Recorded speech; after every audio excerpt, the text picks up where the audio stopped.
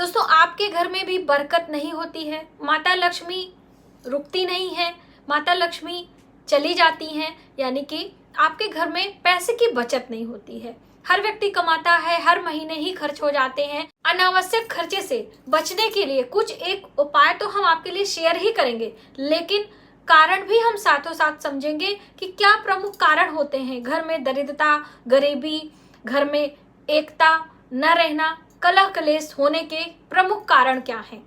बहुत सारी ऐसी छोटी छोटी गलतियां हम जाने अनजाने में करते हैं, जिसके कारण ये सभी परेशानियां स्वतः चली आती हैं।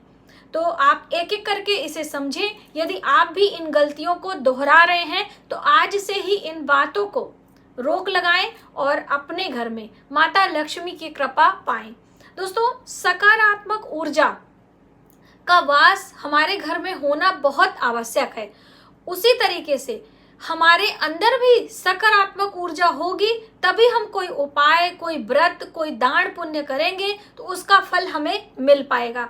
जैसे कि मैंने आपको एक वीडियो दी थी जिसमें मैंने बताया था कि सुबह उठते ही आपको अपने हथेलियों का दर्शन करना है। हमारी हथेलियों में ही माता महालक्ष्मी का वास, माता सरस्वती का वास और भगवान विष्णु का वास होता है। और माँ सरस्वती वाणी और विद्या की देवी है, जिससे हमें ज्ञान, बुद्धि, विवेक मिलता है। माता लक्ष्मी धन की देवी है और भगवान विष्णु हमें ज्ञान और समझदारी देते हैं। तो बहुत सारी बहनों ने ये कहा था कि हम बहुत दिनों से करते हैं, हमें उसका कोई रिजल्ट नहीं मिला है।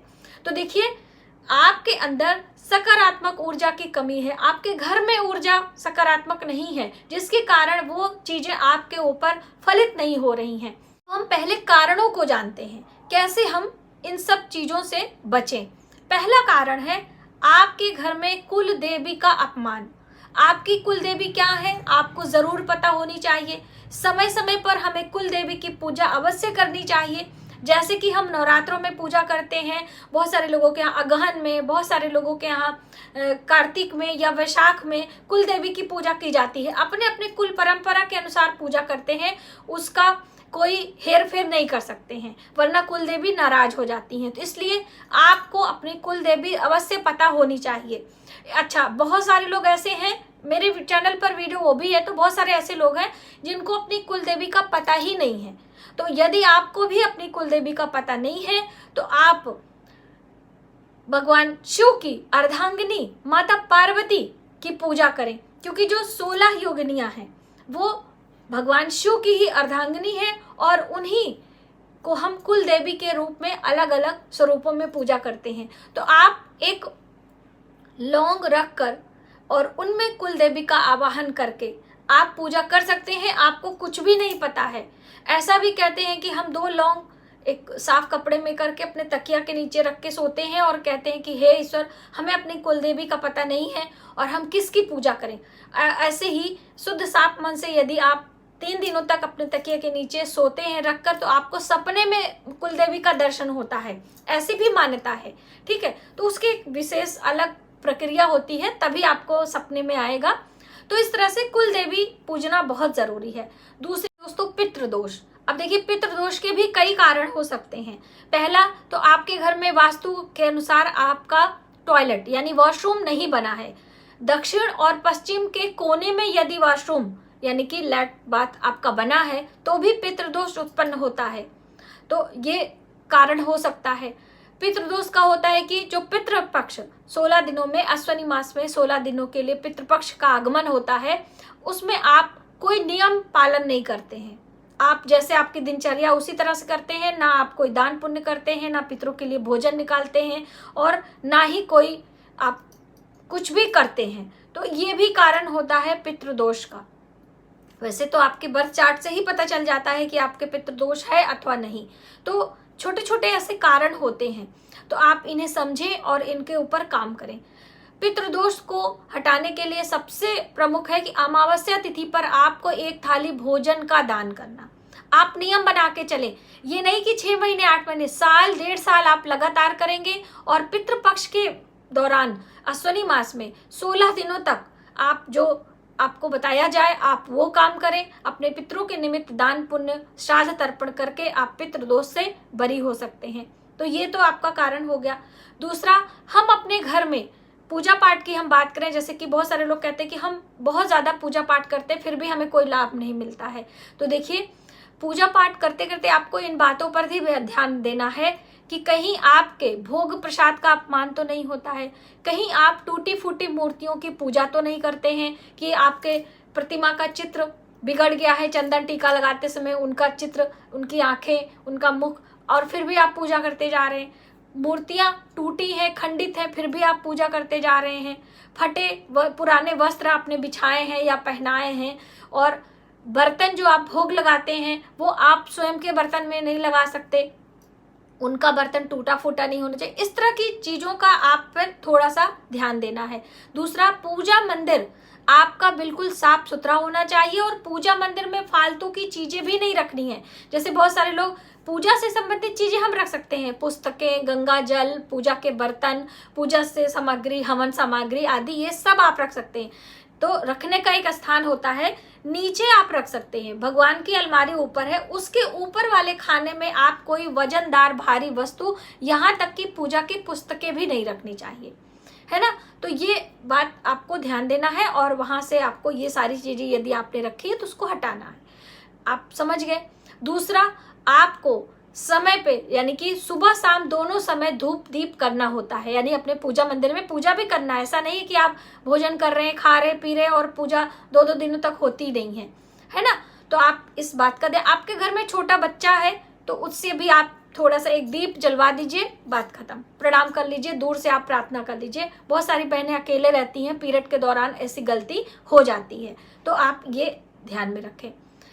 अगली अहम बात, आप अपने घर में साफ सफाई नहीं रखते हैं। आपके घर में बहुत सारी गंदगी होती है, सीलन की बदबू, या वैसे बहुत सारी चीज़ें स्टोर करके बहुत दिनों से आपने रखा है, सड़न हो रहा है, उसमें कीड़े लग रहे हैं, काफ़ी रीज़न भी हो सकता है। तो ये सब भी आपको चेक करना है, क्योंकि देखिए, जब भी लक्ष्मी जी की पूजा हम करते हैं दीपावली के समय या कभी भी, तो सबसे पहले बात आती है साफ सफाई की। और टूटी फूटी झाड़ू भी नहीं रखना है। जैसे बहुत सारे लोगों के यहाँ 5-6 झाड़ू रखी रहती है, तो देखिए, झाड़ू रखने में कोई परेशानी नहीं, आप एक से अधिक 2 झाड़ू 3 झाड़ू रख सकते हैं, लेकिन टूटी ना हो। एकदम छोटी सी झाड़ू हो गई है, सीक वाली हो या फूल वाली, कोई भी हो, आप ऐसा ना रखें। दूसरा, फटे पुराने कपड़े।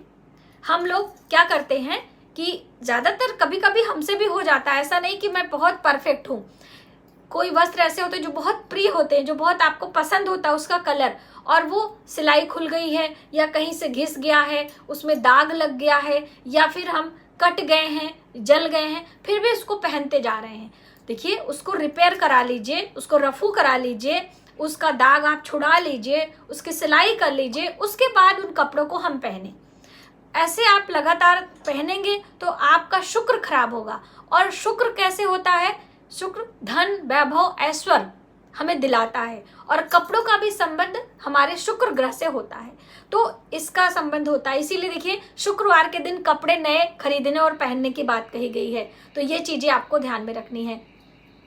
और टूटी फूटी चीजों में ज्यादातर लोग गलतियां करते हैं कि लंबे समय तक अपनी छत पर कबाड़ रख देते हैं। घर की सफाई किया, टूटे फूटे लोहा, रद्दी, लकड़ी, कोयला, ये सारी चीजें हम छत पे ले जाके रख देते हैं। और छत का संबंध राहु से होता है, और टूटी फूटी चीजों में भी राहु का वास होता है, तो हम वहां पर ले जाकर रखकर अपने राहु को एक्टिवेट कर लेते हैं। तो ये आप अक्सर, मैं छोटी वीडियो ही बनाकर आपको देती हूँ, लेकिन मैंने सोचा मैं एक लॉन्ग वीडियो बनाऊं जिससे आपको सभी चीजें समझ में आए।